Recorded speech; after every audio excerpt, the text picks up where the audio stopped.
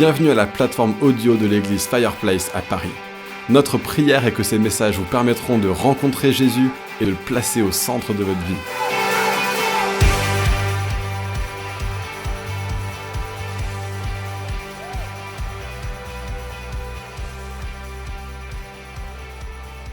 On va parler cette semaine du combat spirituel, parce qu'être un disciple, c'est oui, être organisé au niveau de son agenda, avoir les bonnes priorités au bon endroit, etc. Mais c'est aussi savoir se battre comme Jésus savait se battre.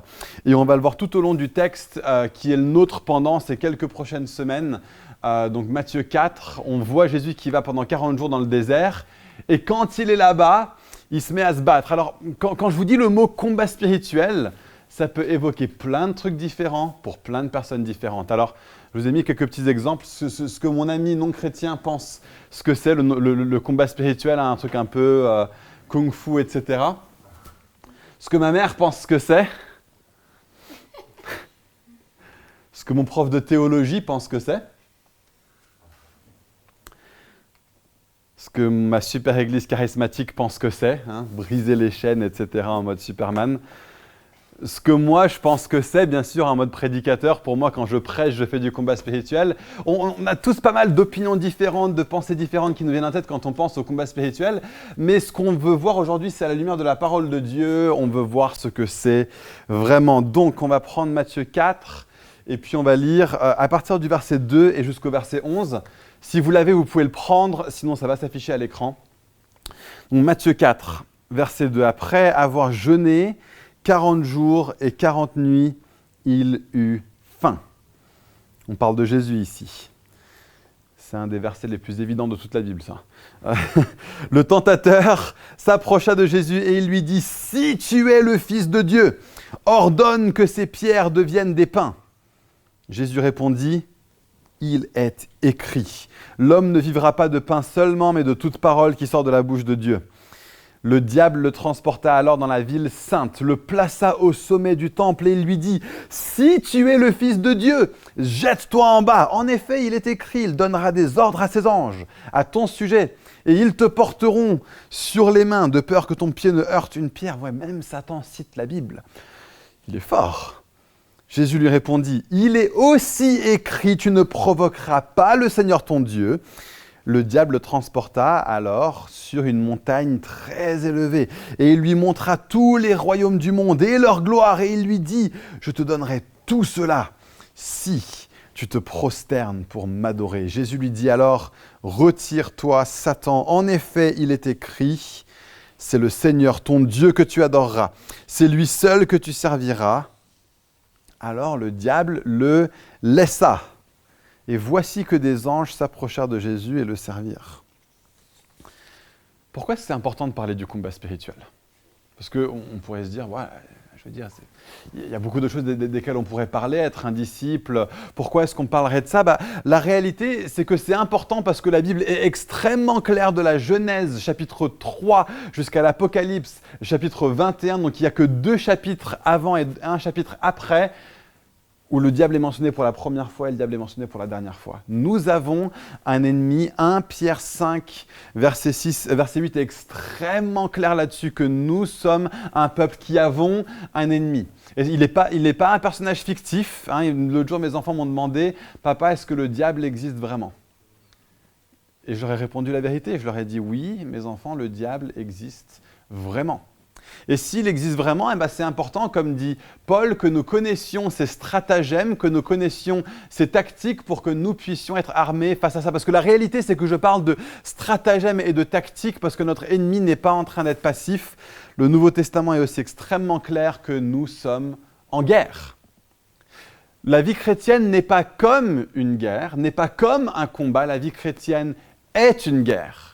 La vie chrétienne est un combat. La Bible dit que notre ennemi fait la guerre contre nous de façon active, de façon forte, de façon volontaire, de façon suivie. Nous sommes en permanence, en tant que chrétiens, sujets aux attaques de l'ennemi et c'est à notre énorme péril si on choisit de l'ignorer. D'accord ? On peut choisir de l'ignorer, c'est un choix qui est le nôtre, mais ce serait stupide. Ce serait stupide d'ignorer que nous avons un ennemi et de ne pas préparer nos forteresses, de ne pas préparer notre contre-attaque s'il est vrai que nous avons un ennemi et s'il est vrai qu'il est véritablement en guerre contre nous. Et la troisième raison pour laquelle c'est important, c'est que je me rends compte, alors que j'exerce le ministère pastoral, que beaucoup de chrétiens ne savent pas combattre. C'est un sujet de grande ignorance pour beaucoup de gens. On s'imagine toutes sortes de choses, on s'imagine des sortes de semi-incantations un petit peu prophétiques par moment, ou bien on s'imagine des choses... Enfin, les chrétiens ne sont pas conscients de quelles sont les tactiques de l'ennemi et de quelles sont nos armes. Et c'est essentiel ce matin que si nous allons être une église remplie de personnes qui sont autonomes au niveau de leur foi et que vous n'allez pas avoir à constamment compter sur les responsables de l'église, constamment compter sur votre responsable de petit groupe, constamment compter sur votre papa, votre maman ou votre pasteur ou je ne sais pas quoi, ou ce que vous avez appris pendant... Il faut que nous soyons tous armés pour ça. Et pour commencer, je vais commencer avec un survol du monde spirituel. Ça, c'est le point 1. Le deuxième point, c'est que je vais donner quelques détails sur ce que la Bible dit sur le combat spirituel. Et troisièmement, on va regarder comment combattre. Okay, donc, je vais commencer très théorique. Je vais vous donner des informations théologiques dessus. Deuxièmement, je vais devenir plus précis en parlant des détails. Et puis, troisièmement, on va finir avec la pratique. Donc le monde spirituel, à quoi est-ce qu'il ressemble? Il ressemble à ça, tout en haut, complètement séparé, complètement autre, complètement au-dessus de toute chose, complètement souverain sur toute chose. Nous avons Dieu le Père, Fils et Saint-Esprit. Personne n'est comme lui dans les cieux et sur la terre. Il est absolument souverain, il est absolument maître. Il peut tout faire. Il est le seul éternel. Il est le seul éternel. Pensez à ça. Il n'y a personne d'autre dans les cieux et sur la terre qui soit éternel comme Dieu le Père, Dieu le Fils et Dieu le Saint-Esprit. 3 personnes, un seul être.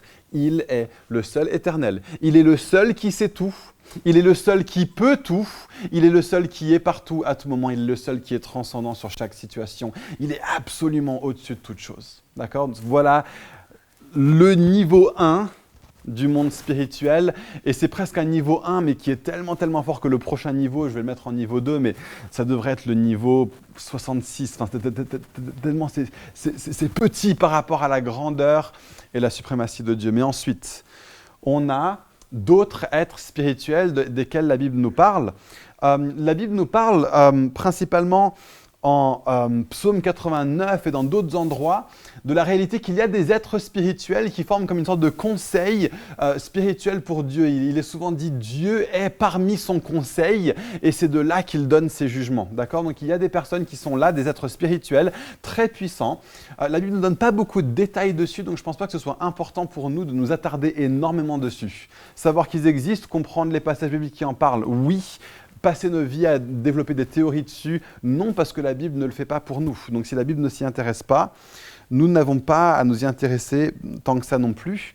Ensuite, après le conseil divin, on voit des êtres qu'on appelle des anges.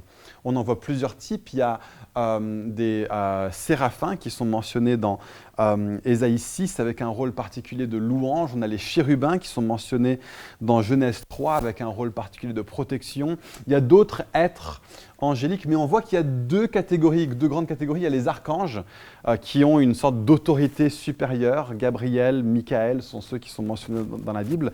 Et après, il y a les autres qui sont des anges. À nouveau, il y a plein de questions qu'on pourrait poser sur les anges. Moi, je préfère ne pas aller au-delà de ce qu'on voit dans les Écritures et rester sobre par rapport à ça. J'étais dans une rencontre de louange une fois et on a passé un temps de louange, mais formidable, centré sur Jésus. Et à la fin, on s'est tous regardés en mode « Waouh, c'était puissant ». Et il y a une dame qui a dit « Ouais, et il y avait même des anges ». J'étais là « Quoi ?» On était en train de contempler le Dieu éternel et toi, tu étais en train de te focaliser sur le fait qu'il y avait des anges. Mais bien sûr qu'il y a des anges. Forcément, il y en a. Mais ce n'est pas intéressant. C'est cool, c'est sympa. Mais ce n'est pas intéressant. Dieu est celui qui est intéressant, mais c'est important d'en être conscient. De l'autre côté, on a d'autres êtres spirituels qui sont maléfiques. On a Satan, et je le mets un petit peu au même niveau que le conseil divin. Il semblerait que Satan, si on comprend un ou deux textes, qu'il aurait fait partie de ce conseil divin, un être spirituel de grande puissance, un être angélique dans un sens, et qui est déchu, qui a voulu se rebeller contre Dieu. Et il a entraîné avec lui des démons, certains d'entre eux qui sont particulièrement puissants. La Bible les appelle parfois des principautés et des pouvoirs dans les lieux célestes. Vous avez peut-être entendu parler du mot esprit territorial. C'est souvent à ça que se réfère ce genre de réalité. C'est des êtres qui sont angéliques, mais qui sont déchus, donc c'est des êtres qui sont démoniaques et qui ont une autorité qui est particulièrement grande, et d'autres qui ont une autorité moins grande que la Bible appelle simplement des démons, d'accord? Mais je pense que les principautés, les pouvoirs et les démons sont dans la grande catégorie du démoniaque, et les archanges et les anges sont dans la grande catégorie de l'angélique. Les principautés et les pouvoirs, si vous voulez un petit peu une référence biblique, c'est Éphésiens 3, verset 10, Éphésiens 6, verset 12. Et on voit que les démons sont les agents de Satan. Ça, c'est dans le ministère de Jésus, ça devient très évident. Quand les pharisiens sont en train de dire que Jésus a un démon, Jésus dit non, si j'étais un démon, je travaillerais pour le diable et je travaillerais pour lui et pas contre lui. Là, je suis en train de chasser un démon. Donc Jésus explique qu'un démon est un agent du diable. C'est pour ça qu'on peut comprendre que le monde spirituel ressemble à ça. Et ensuite, on a les êtres qui sont les êtres matériels. Et dans les êtres matériels, il y a les humains, nous qui avons une composante spirituelle, et les animaux qui n'ont pas de composante spirituelle. Et voilà un petit peu la cosmologie que la Bible nous montre. Elle ne rentre pas dans beaucoup de détails. Pour beaucoup, c'était quelque chose qui était assumé, présumé dans le monde. Donc la Bible n'a pas besoin de l'expliquer beaucoup. Mais je pense que dans la souveraineté de Dieu, s'il ne l'explique pas beaucoup aussi, c'est que pour nous, ce n'est pas essentiel. Mais les choses qui sont essentielles à savoir pour nous, elle les détaille et c'est là-dedans qu'on va plonger pour voir quelle est la nature du combat spirituel. À quoi ressemble le combat spirituel? Est-ce que c'est prendre une croix et dire « va des rétro Satanas » ? Est-ce que c'est prendre une Bible et frapper les gens avec la vérité biblique constamment? Est-ce que c'est prêcher dans la rue? Est-ce que c'est briser les chaînes comme Superman? Est-ce que c'est faire du kung-fu? Ce n'est pas faire du kung-fu. Et juste pour ça, il faut qu'on commence en comprenant comment le démoniaque opère. Qu'est-ce qu'on voit dans la Bible concernant le mode opératoire du démoniaque? Donc on voit d'abord qu'il y a des personnes qui sont possédés. Marc 5, par exemple, il y a des hommes et des femmes dans la Bible qui sont littéralement possédés. Ils deviennent, leur être intérieur devient la possession d'un être démoniaque, de telle sorte qu'ils dirigent et gouvernent leurs décisions au quotidien, et leur vie est conduite vers un désastre perpétuel. Ils n'arrivent pas à se sortir de situations compliquées. En permanence, ils se retrouvent à avoir une vie qui est détériorée par les mauvaises décisions qui sont prises et influencées par les démons. Ça, c'est ce qu'on appelle de la possession. On a d'autres personnes, dans la Bible, il est dit « il a un démon ». Pas pareil qu'être possédé par un démon. Il a un démon, c'est ce qu'on appellerait couramment l'influence démoniaque, des personnes qui, à travers des actes, à travers des paroles, à travers des choses qui leur ont été faites, à travers de l'occulte aussi, sont des personnes qui sont sous influence démoniaque. Il y a comme une porte ouverte qui a été donnée dans leur vie à l'influence démoniaque, et donc il leur arrive de façon fréquente des expériences où la nuit se trouve tourmentée ou des choses comme ça. Il y a beaucoup de choses comme ça qu'on peut voir. Et une chose finalement qui est vachement importante à comprendre, qu'est-ce que font les démons? Ils bâtissent des forteresses, d'accord? Ils bâtissent des forteresses spirituelles dans nos vies. Alors, qu'est-ce que c'est qu'une forteresse? Pareil, là-dessus, il y a tellement de confusion sur ce que c'est qu'une forteresse. Souvent, on pense à une forteresse et on pense à un péché. Ce n'est pas vrai. Une forteresse spirituelle, une forteresse démoniaque n'est pas un péché.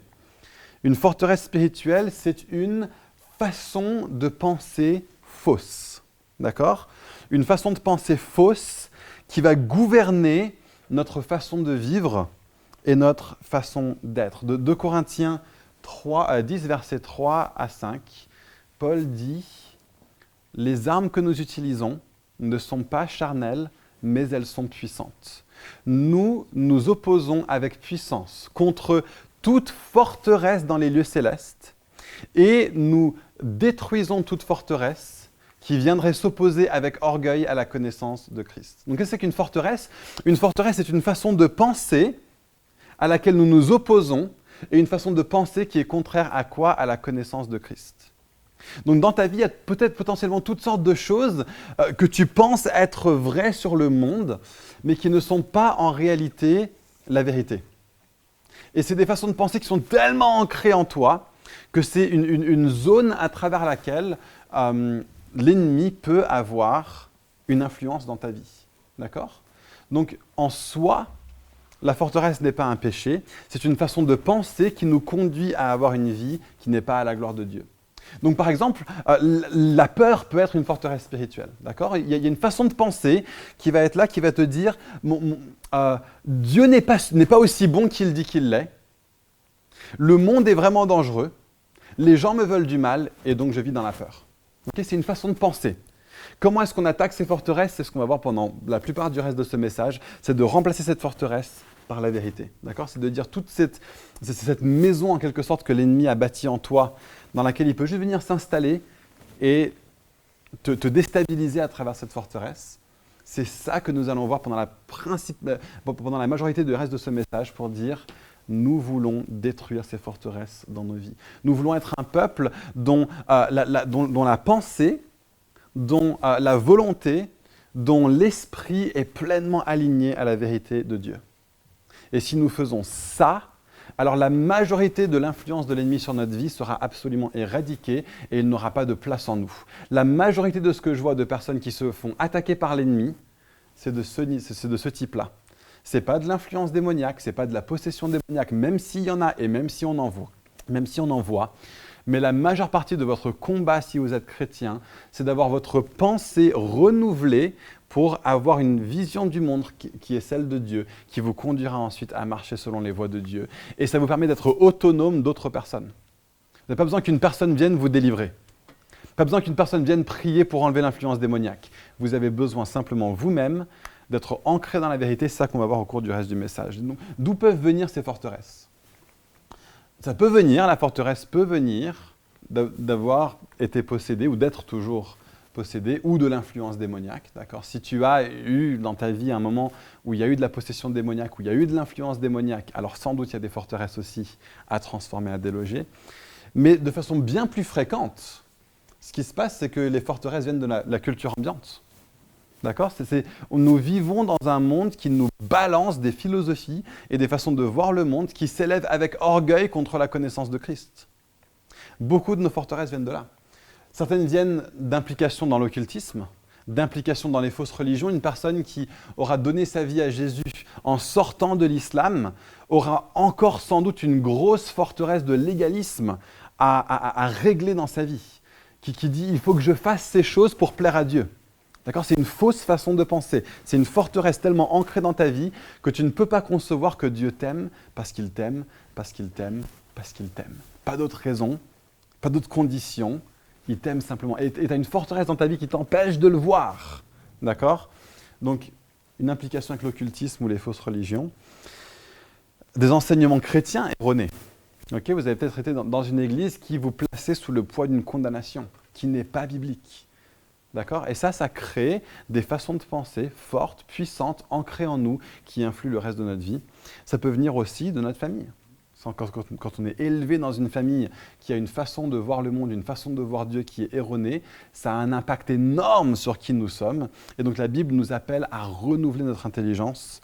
Et c'est ce qu'on va voir en fin de message. Donc voilà, mode opératoire, c'est possession, influence, construction de forteresse. Comment est-ce qu'on l'attaque ? S'il y a possession, il y a besoin de délivrance, d'accord ? Et si jamais vous avez l'impression que vous avez... Et je ne pense pas qu'il y ait des personnes dans cette église qui sont possédées de façon démoniaque. C'est évident, d'accord ? Quand ça arrive, si vous partez d'ici en vous disant « Oh, je ne sais pas si je suis possédé ou pas », j'aurais complètement loupé mon message. C'est pour vous rendre libre, ce message, d'accord ? C'est pour vous faire entrer dans une dimension de certitude et de confiance par rapport à l'œuvre de Dieu dans votre vie et pas de vous remplir de questions, d'accord ? Si vous êtes possédé, je pense qu'on l'aurait déjà vu, d'accord ? Mais d'influence aussi démoniaque, ce qui se passe, ce qu'on doit faire, c'est qu'on doit rompre les liens, d'accord ? Avec des choses que vous auriez dites, pensées, faites par le passé, qui vous attachent encore à cette influence. Fermez la porte à tout ce que fait l'ennemi dans votre vie et puis vous marcherez libre, à nouveau. Il y a des gens qui reviennent encore et encore et encore et encore pour dire oui, j'ai besoin encore qu'on rompe des liens. Non, les liens ont déjà été rompus. Le seul truc, c'est qu'à cause de la forteresse qui est là, tu retisses les liens à chaque fois. La chose principale qu'on a besoin de faire avec les chrétiens, c'est de les voir délivrés, d'accord ? C'est de voir l'influence coupée en rompant les liens, en faisant un acte spirituel pour dire nous nions tout serment que nous aurions prêté au diable par le passé ou tout acte occulte que nous aurions fait. Nous nions la puissance de l'ennemi dans ta vie maintenant. Au nom de Jésus, maintenant tu es libre. Mais après avoir été libéré, il faut que tu saches marcher dans la liberté. Et pour ça, il faut détruire les forteresses. Et c'est la chose la plus importante que vous devez savoir faire en tant que chrétien au sein de ce combat. C'est pour ça qu'on va surtout parler de la destruction de forteresses. Alors, une autre chose importante qui est à mentionner sur le combat spirituel, c'est la situation du combat. Dans quelle partie du combat nous trouvons-nous? Est-ce qu'il y a une incertitude par rapport à l'issue du combat spirituel? Est-ce que c'est un petit peu le yin et le yang? Peut-être que le bien va gagner, peut-être que le mal va gagner, on ne sait pas, on n'est pas sûr. Non. La Bible est suprêmement claire que notre position dans le combat, c'est une position de victoire. Et s'il y a autre chose à dire dessus, c'est que c'est une position de victoire. Et s'il y a une troisième chose à dire, c'est que nous sommes dans une position de victoire. Parce que Jésus l'a gagné à la croix et qu'il est ressuscité et qu'il a absolument vaincu l'ennemi. D'accord? Beaucoup trop de chrétiens, une de nos forteresses qui se trouve dans beaucoup de chrétiens, c'est de croire qu'il y a une incertitude par rapport à l'issue du combat. Or, l'issue est certaine et sûre. Jésus a déjà gagné, c'est déjà acté. Lorsqu'il est mort sur la croix, il a tenu ses paroles absolument essentielles. Tout est accompli. Amen. Église de Jésus, tout est accompli. Amen. Tu n'as plus besoin de te demander est-ce que la victoire va être là ou pas. La victoire a déjà été acquise par Jésus. Et donc ton combat pour le péché, tu le combats depuis une position de victoire, pas depuis une position d'incertitude. Ton combat contre les forteresses dans ta vie, tu les combats depuis une position de victoire et pas depuis une position d'incertitude. Ton combat contre l'indiscipline dans ta vie, tu le combats depuis une position de victoire et pas depuis une position d'incertitude. Toutes ces choses dans ta vie qui sont là, qui ne sont pas encore alignées avec la façon d'être et la façon de voir de Jésus, il les a déjà gagnés pour toi. D'accord? Le débarquement de Normandie s'est déjà produit. On sait déjà qui gagne. On sait déjà qui gagne. Il y a juste maintenant quelques affaires qui restent à régler sur les plages de Normandie jusqu'à Paris pour débarrasser ce monde, pour débarrasser vos vies de toute l'influence maintenant illégitime de l'ennemi dans votre vie. Jésus a rendu les actions de l'ennemi dans votre vie illégitimes. Il n'a plus le droit. Et il le sait très bien. Et donc, il n'a aucune chance. Et le truc fou, c'est qu'il le sait mieux que toi. Lui, il sait qu'il est vaincu. Il sait qu'il est vaincu. Alors, juste, on va revenir là-dessus, mais je vais juste préciser quelques petites choses encore avant de continuer. Qu'est-ce que le combat spirituel n'est pas? D'accord? Il y a beaucoup de confusion là-dessus. Je veux bien clarifier quelques petites choses.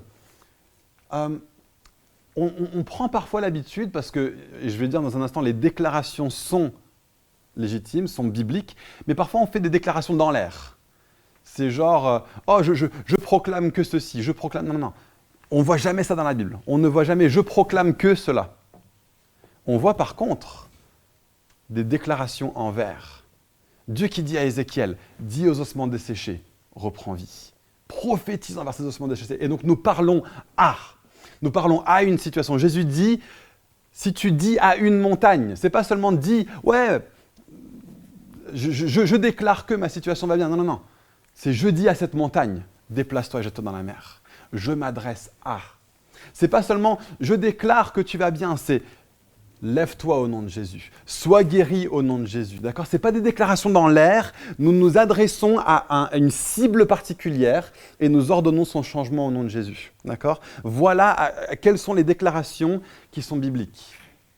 Donc quand Pierre et Jean sont là devant la porte dans Acte 3, ils disent dans le nom de Jésus, je te l'ordonne, lève-toi. Nous nous adressons à. Ce n'est pas des paroles en l'air. Et donc, il y a toutes sortes de choses que je vois de plus en plus qui ressemblent parfois, pour être franc, plus à du mysticisme ou à du New Age qu'à du christianisme. Donc j'étais l'autre jour dans une église, je ne sais pas si j'ai déjà raconté cette histoire ici ou pas, et je rencontre une jeune femme qui est en vacances en France et je lui dis qu'est-ce que tu fais ici? Qu'est-ce qui t'amène en France? Et puis elle me dit j'avais juste reçu la volonté que je voulais venir libérer de l'amour dans la ville. Et je suis là, mais c'est curieux comme concept de libérer l'amour dans la ville. On voit ça nulle part dans la Bible. On voit partout dans la Bible des gens en train de libérer l'amour, en train de libérer la paix dans des endroits, mais comment ils le font? Ils viennent en annonçant Jésus. Ils viennent en annonçant l'évangile. Ils viennent en guérissant les malades. Ils viennent en chassant des démons. Voilà comment tu libères l'amour dans la ville. Ce n'est pas en disant, en rentrant dans une salle et en disant un petit peu de façon chuchotante, « Oh, je libère l'amour dans cet endroit. » Non, ça ne fait rien, ça. Okay, ça ne fait rien. Si tu veux libérer de l'amour dans la vie de quelqu'un, parle-lui de Jésus. Communique-lui de l'amour. C'est ça, libérer de l'amour dans la vie des gens, d'accord? Et l'autre jour, j'étais sur Facebook et je vois un gars qui est là, qui est arrivé en Europe, qui a établi un ministère et il a dit « Ouais, on va faire une grande conférence, il me faut 40 000 €, on va avoir une grosse sono, on fait un grand truc au milieu d'une grande ville européenne. » Et j'ai vu qu'est-ce qu'il prévoyait de faire. Je me suis dit, est-ce qu'il va annoncer l'évangile? Est-ce qu'il va donner à manger aux pauvres? Est-ce qu'il va chasser des démons? Est-ce qu'il va guérir des... Non, non, non. Tout ce qu'ils organisaient, c'était une troupe de danse qui va venir pour faire une danse qui va libérer de l'amour dans la ville. Je suis là, mais ça ne va rien faire ton truc. C'est 40 000 €, mais par la fenêtre. Ce n'est pas ça, le combat spirituel. Je vois des gens qui font ça avec les bannières aussi. Hein, parce que je bouge les bannières d'une certaine manière, ça va faire quelque chose. Non, ça c'est de la magie. Okay, ce n'est pas du christianisme, c'est de la magie. Et quelque autre bêtise de ce genre, ce n'est pas ça le combat spirituel. Le combat spirituel est beaucoup plus concret, est beaucoup plus réel et bien moins mystique, d'accord? Le mysticisme, c'est des actions surnaturelles qui ne changent rien à ta vie, d'accord? Le surnaturel, c'est des actions surnaturelles qui ont un impact dans ta vie quotidienne. Donc la proclamation de l'évangile, c'est la façon primaire d'opérer le combat spirituel, c'est de dire à quelqu'un, considère maintenant que Jésus est roi et accepte-le comme roi dans ta vie. La proclamation de l'évangile est la façon principale de combattre spirituellement. Guérir les malades, chasser les démons, voilà le combat spirituel qu'on voit dans la Bible. Et ensuite, ça c'est le combat spirituel offensif. Tout le reste du combat spirituel défensif, c'est ce qu'on a chanté tout à l'heure. Je tiens ferme dans le combat. Et on va voir ça encore et encore et encore. Une autre précision, qui est l'ennemi à combattre? Éphésiens 6, verset 12 nous dit « Notre combat n'est pas de chair et de sang. » D'accord? L'ennemi n'est pas de chair et de sang. Mais l'ennemi se manifeste à travers des hommes et des femmes faits de chair et de sang. La raison pour laquelle Paul doit mentionner que le combat n'est pas contre la chair et le sang, c'est parce que, avec nos yeux, ça pourrait avoir l'air comme si le combat est contre la chair et le sang. Je m'explique. Une personne qui vient dans l'église et qui commence à disséminer des rumeurs ou des médisances. On pourrait se dire, c'est de la chair et du sang. C'est une personne qui vient et qui dissémine des rumeurs. Ou une personne qui vient pour apporter de la division. D'accord? Ça ressemble à de la chair et du sang. Et c'est pour ça que Paul doit mentionner, ce n'est pas contre la chair et contre le sang. Donc, le combat spirituel se manifeste souvent à travers des personnes, à travers des attitudes de division, de médisance, de ragot, d'accusation. Hein. J'ai déjà eu une situation dans l'église où j'étais avant, où une personne était venue dans l'église et elle venait tous les dimanches, et elle allait voir les gens à la fin, elle leur parlait des péchés dans la vie, et il diffusait de l'accusation dans leur vie. Et on aurait pu se dire, l'ennemi c'est lui. C'est ça que Paul est en train de dire. C'est pas contre lui que nous combattons. Et nos armes ne sont pas des armes terrestres. C'est pas comme si on pouvait venir en tant que responsable, lui faire une clé de bras et lui dire « vas-y, maintenant dégage ». C'est pas comme ça qu'on combat ce genre de combat. Le combat spirituel va être visible dans la chair et le sang. Et s'il n'est pas manifesté par de la chair et du sang, alors il n'est pas là. Tu peux te sentir opprimé ce matin. D'accord? Tu peux te dire « ouais, j'ai l'impression que c'est dur ». Non, non, non. S'il n'y a pas de chair et de sang qui manifeste littéralement quelque chose qui vient de l'adversaire contre toi, ce n'est pas une attaque spirituelle, c'est toi qui te fais une idée, ou c'est l'ennemi qui est en train de chercher à t'intimider d'une façon différente. D'accord? Notre combat se manifeste toujours contre la chair et contre le sang. S'il n'est pas manifesté dans de la chair et du sang, c'est simplement de l'intimidation pour des gens naïfs. Mais s'il se manifeste dans de la chair et du sang, nous n'attaquons pas la chair et le sang. Parce que nous savons que ce n'est pas la chair et le sang qui font avoir des attitudes de division, de médisance, d'accusation aux gens. Mais c'est une réalité spirituelle plus grande. Donc, l'ennemi à combattre n'est pas de chair et de sang, mais il se manifeste parfois à travers, il se manifeste toujours d'ailleurs, à travers la chair et le sang. Ainsi, nous devons ne pas être aveugles. Nous devons avoir nos yeux qui sont ouverts pour voir est-ce qu'il y a des personnes qui sont là, qui cherchent à avoir une influence qui est mauvaise dans ma vie, dans ma marche avec Dieu, dans mon église locale, dans ma ville dans laquelle je me trouve, dans le bureau où je me trouve. Il y aura beaucoup de choses comme ça qui vont se manifester au bureau, beaucoup de choses comme ça qui vont se manifester dans la famille, d'accord ? Et vous allez dire, ouais, ma sœur, elle est comme ça. Et donc, c'est elle le problème. Non, c'est pas elle le problème. Ce que tu vois avec tes yeux, c'est que c'est elle le problème. Nous n'affrontons pas les personnes qui se font les instruments de l'ennemi, nous affrontons l'ennemi qui se trouve derrière leurs actions, par la prière.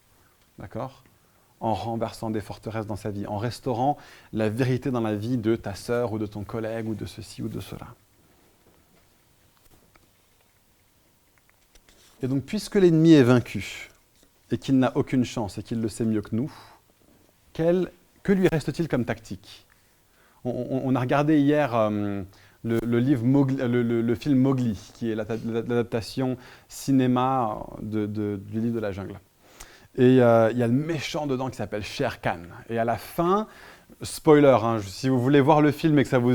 Mais à la fin, Shere Khan se retrouve presque mort. Ok, voilà.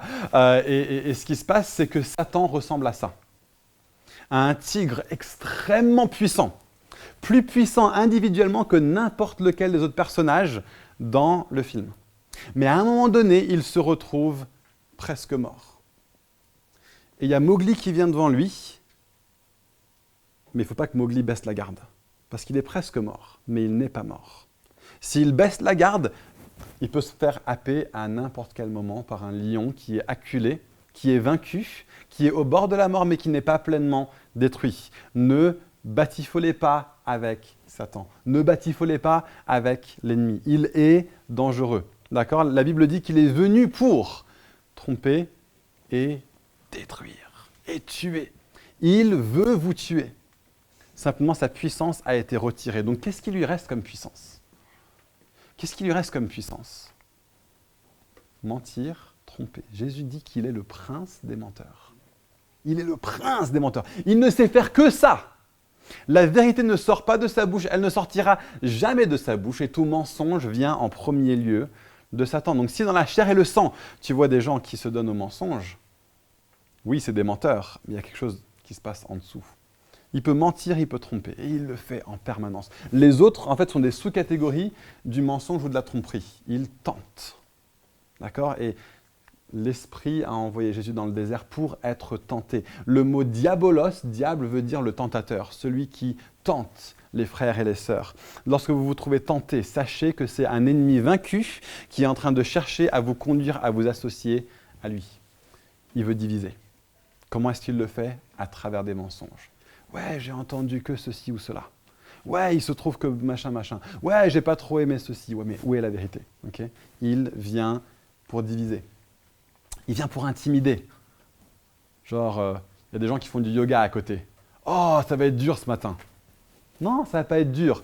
Parce que où est notre position ? Où est notre position ? Victoire. Donc pourquoi est-ce que des gens qui font du yoga à côté pourraient nous conduire à ne pas vivre la victoire ? La seule façon qui peut nous conduire à ne pas vivre la victoire là-dedans, c'est en nous faisant croire qu'il y a un truc tellement puissant qui se passe à côté que nous, on n'a aucune chance. On a Jésus ! Comment est-ce qu'on n'a aucune chance ? Et donc, c'est de l'intimidation, et il le fait à travers le mensonge à nouveau. Et puis enfin, il accuse.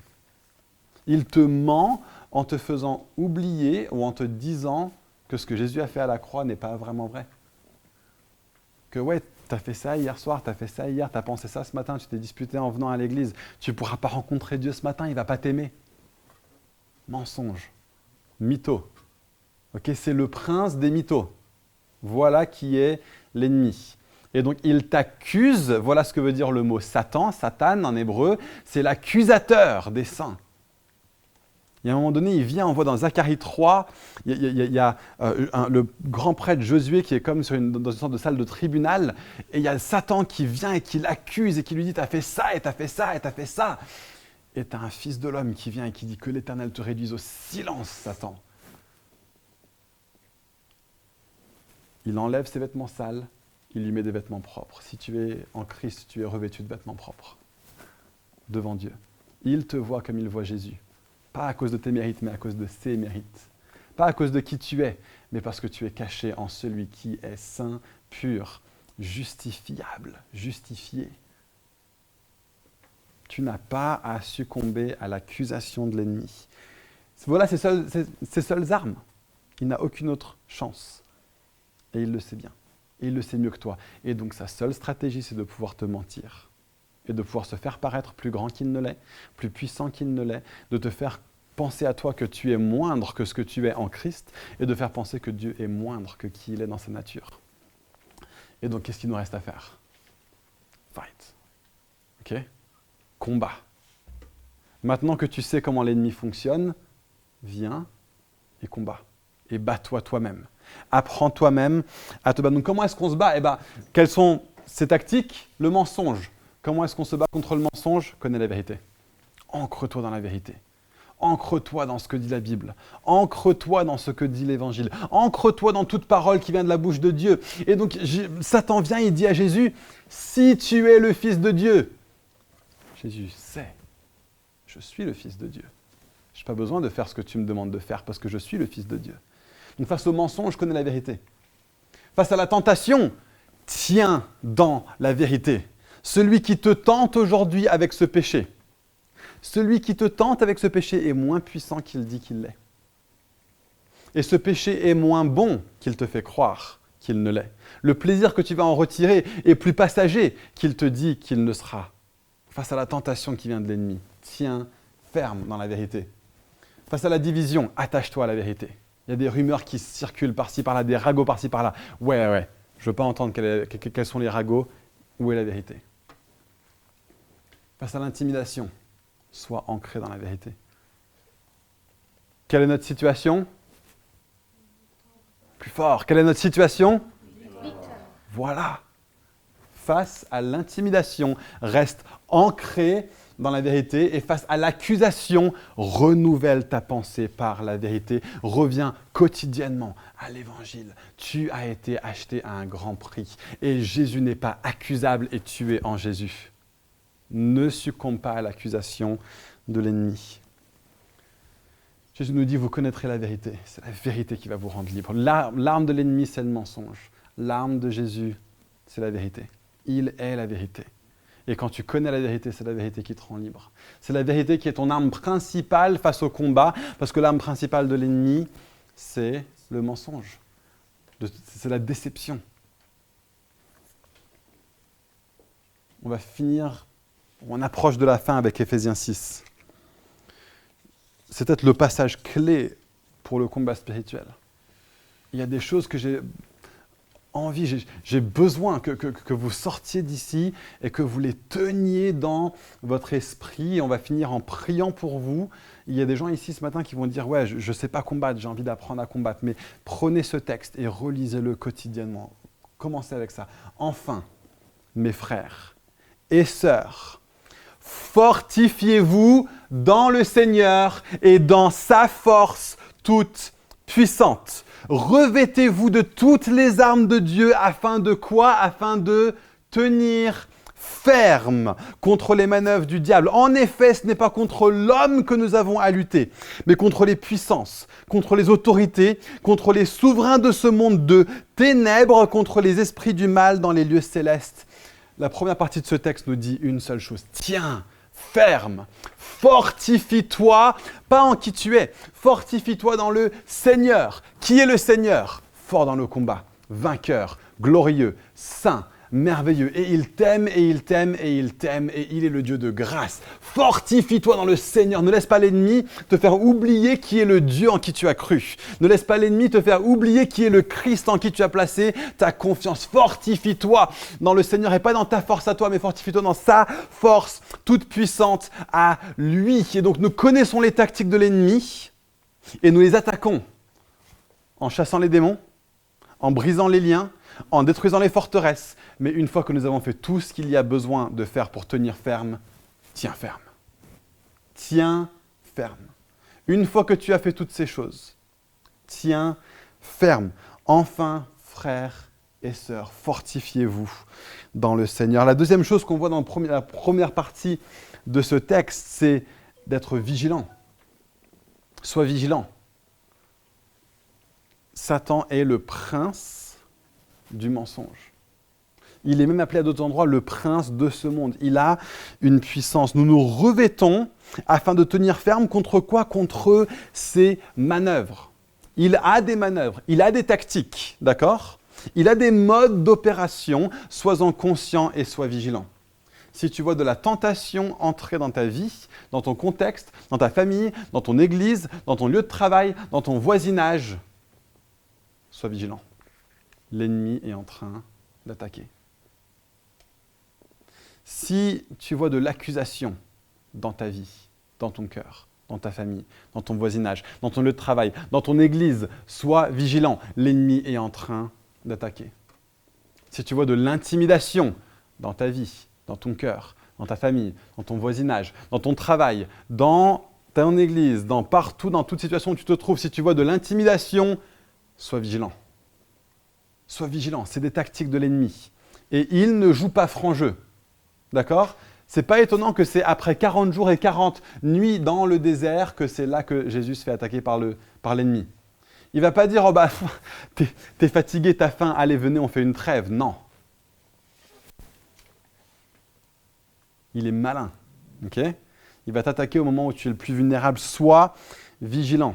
C'est pourquoi, continue le texte, prenez toutes les armes de Dieu, afin de pouvoir résister dans le jour mauvais et, après avoir tout surmonté, tenir ferme.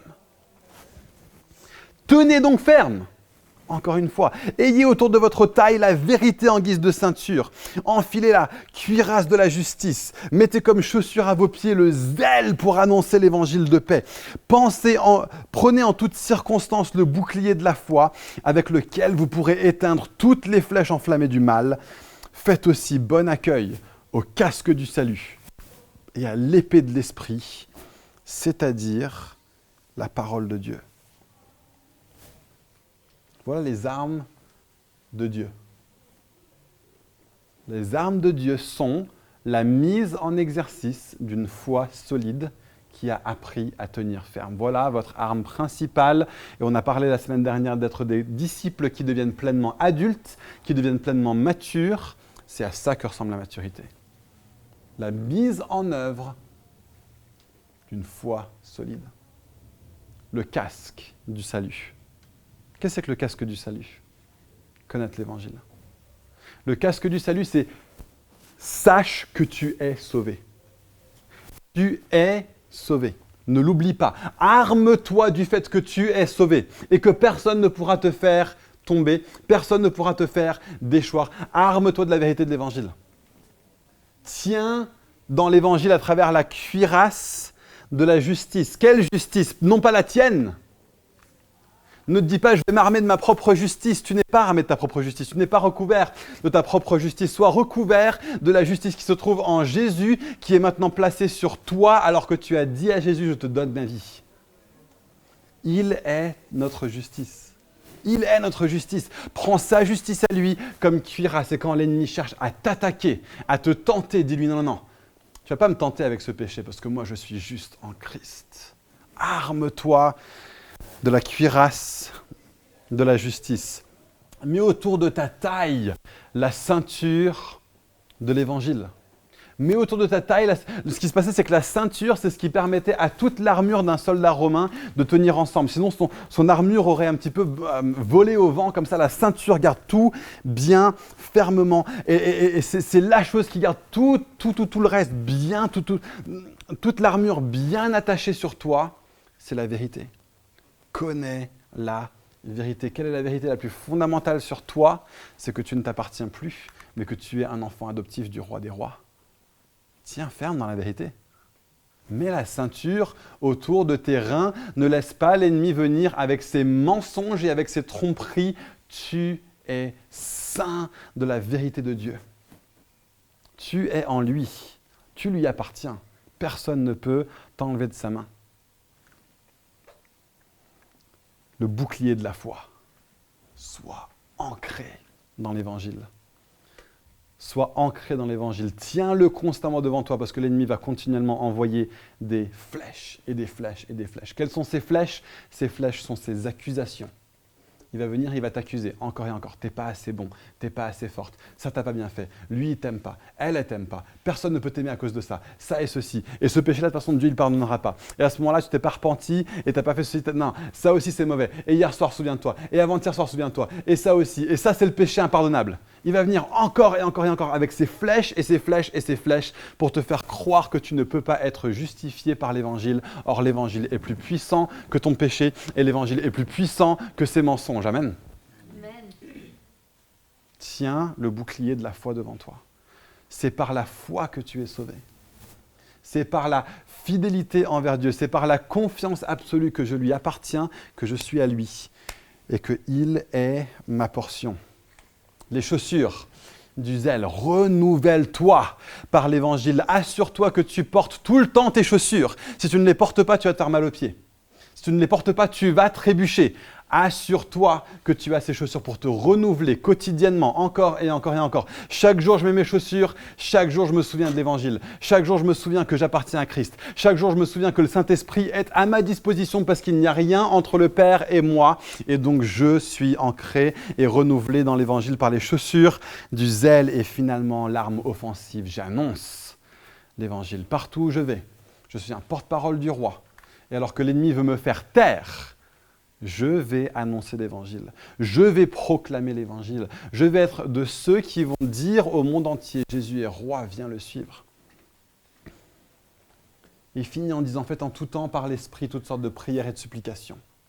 Veillez à cela avec une entière persévérance et en priant pour tous les saints. Priez pour moi afin que lorsque j'ouvre la bouche, la parole me soit donnée pour faire connaître avec assurance quoi? Le mystère de l'Évangile. Il est en train de prendre l'épée et en train d'attaquer avec. C'est pour lui, c'est pour l'Évangile que je suis ambassadeur dans les chaînes. Priez que j'en parle avec assurance comme j'ai dû le faire. On voit deux dernières choses ici. Prie, c'est une arme puissante. Reviens à Dieu, encore et encore. Il a dit, Paul dit, vous combattez, mais combattez pas seulement pour vous, combattez pour moi, priez pour moi, priez pour moi. Cette semaine, j'ai envoyé un mail à des gens dans l'église, à des gens de maturité pour leur dire, je prêche sur le combat spirituel ce dimanche, priez pour moi, priez pour ma famille. Je crois qu'il y a des contre-attaques quand on prêche sur le combat spirituel et donc je demande que des gens prient pour moi, prient que j'ose dire les choses que j'ai besoin de dire, que j'ose y aller à fond, que je ne me retienne pas et que l'évangile puisse être pleinement proclamé. Et donc, dernière arme, mets ta vie au service de la proclamation de l'évangile. Et le combat au quotidien. À quoi ça ressemble au quotidien? Plus pratique encore. Comment est-ce que je fais ces choses duquel tu viens de me parler? Comment est-ce que je m'ancre et que je me renouvelle et que je me fonde et que je connais et que je tiens et que je m'attache à l'évangile? Comment est-ce que je m'attache à la vérité? Ne vous conformez pas au monde actuel. Romains 12, verset 2. Mais soyez transformés, c'est ça que je souhaite pour vous ce matin. Soyez transformés par quoi? Par le renouvellement de l'intelligence. Voilà ce à quoi vous devez vous donner chaque jour. Renouvelez votre intelligence. Et c'est en faisant ça que vous allez détruire les forteresses dans votre vie. Ça passe parfois par un acte spirituel, de la prière, du combat dans la prière. Mais maintenant, c'est à toi de combattre chaque jour. Je ne sais pas sur quoi tu es accusé. Je ne sais pas sur quoi tu es tenté. Je ne sais pas quelles sont les graines de division qui se trouvent dans ton cœur. Quels sont les mensonges auxquels tu as cru. Mais prends ces choses et remplace-les quotidiennement par la vérité de Dieu. Donc si tu as une pensée d'infériorité sur toi, prends-la, repère les mensonges auxquels tu crois. Est-ce que tu crois vraiment au mensonge de l'ennemi selon lequel tu es inférieur spirituellement? Il y a des gens ici qui croient vraiment ça sur eux. Je ne suis pas aussi bon que Nathan, pas aussi bon que Manu, pas aussi bon que Rebecca. C'est faux. C'est du pur mensonge. Et il y a un nombre inquantifiable de chrétiens qui croient ce genre de mensonge. On doit arrêter ça. C'est du mensonge. Repère-le. Okay? Et repère-le et demande à Dieu de te montrer à quel point c'est absurde. La crainte, la peur du lendemain. Des choses comme ça. Il y a toutes sortes de choses qui viennent par lesquelles l'ennemi t'intimide, par lesquelles il te tente, par lesquelles il te ment, par lesquelles il cherche à donner de la division, par lesquelles il cherche à t'accuser.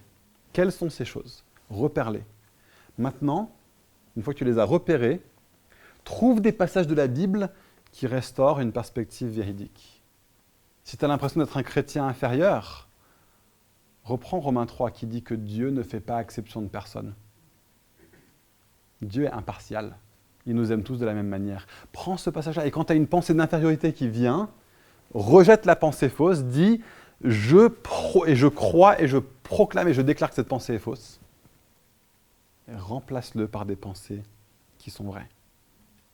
Remplace-le par la vérité de la parole de Dieu. Et en faisant ça chaque jour, et chaque jour, et chaque jour, c'est le renouvellement de l'intelligence. En ce moment, depuis le début de la rentrée, j'ai commencé à faire un régime, j'ai commencé à faire du sport. Je suis en train de faire le renouvellement de la pensée, ok ? Mais ce n'est pas en une fois que je le fais. Ce n'est pas en prenant un shake vitaminé. C'est en le faisant encore et encore et encore. Je vais au sport lundi, mardi, jeudi, chaque semaine. Je me donne à manger moins de calories tous les jours, une exception par semaine. Encore et encore et encore. Et encore et encore et encore. Et avec le temps, ça va faire une différence. Et avec le temps, je commence déjà à en voir et à en sentir des résultats. Il y a un moment donné où je ne vais plus sentir que ça avance, mais je vais devoir continuer à le faire. Parce que je sais qu'il y a quelque chose qui se passe en moi, même si je ne le vois pas de mes yeux. Fais-le dans la prière, fais-le dans la Bible. C'est ça le combat spirituel. Ok ? C'est ça le combat spirituel. Et enfin, fais-le en communauté. Quand on va parler de faire des disciples, on va parler de l'importance de faire toutes ces choses en communauté. Si tu cherches à le faire toi-même, par tes propres forces, sans être redevable envers quelqu'un, donc trouve quelqu'un et dis-lui, voilà, moi je combats avec ça. Moi je combats avec la pornographie. Moi je combats avec le mensonge. Moi je combats avec la façon dont les gens me voient. Moi je combats à être discipliné. Parle-en à quelqu'un et sois redevable. Dis à la personne, je te donne la permission, je te demande même la semaine prochaine de me demander qu'est-ce que j'ai fait pour combattre et comment ça s'est passé. Et alors que tu le fais encore et encore et encore. Et que parce que l'ennemi est le prince du mensonge, il adore les ténèbres, d'accord ? Il adore quand nos péchés sont cachés. Il adore quand nos insécurités sont cachées. Quand tu les mets à la lumière, il perd toute son emprise. Le seul truc qu'il a sur toi, c'est qu'il te fait croire que c'est super honteux. Les gars, la majorité des hommes galèrent avec les pensées impures et avec la pornographie. Okay ? Vous allez vous dire « ouais, je suis le seul ». Faux, c'est un mensonge. Okay ? C'est un mensonge. Et le jour, quand j'avais 14 ans ou 15 ans, que j'ai un ami à moi qui m'en a parlé pour la première fois, qui galérait avec ça, moi je pensais que j'étais le seul. Et puis, il y a toi. Et on en a parlé, ouais, moi aussi je galère avec ça. Et j'en ai parlé à notre ami, et moi aussi, et moi aussi. D'un seul coup, la force en a été perdue. Et quand je retombe dedans, c'est systématiquement quand je mets la lumière dessus, et j'apprends petit à petit à dire, ok, si jamais je rechute, bam, premier truc que je fais, j'envoie un texto, Manu, dans ma vie, on en parle avec Manu. Et c'est genre, on met ça en lumière, faites-le en communauté. Merci d'avoir suivi ce message audio enregistré à l'église Fireplace à Paris. Pour en savoir plus sur nous et nos activités, retrouvez-nous les dimanches matins, 10h30, au 78 rue de Sèvres à Paris, ou bien sur notre site internet églisefireplace.com.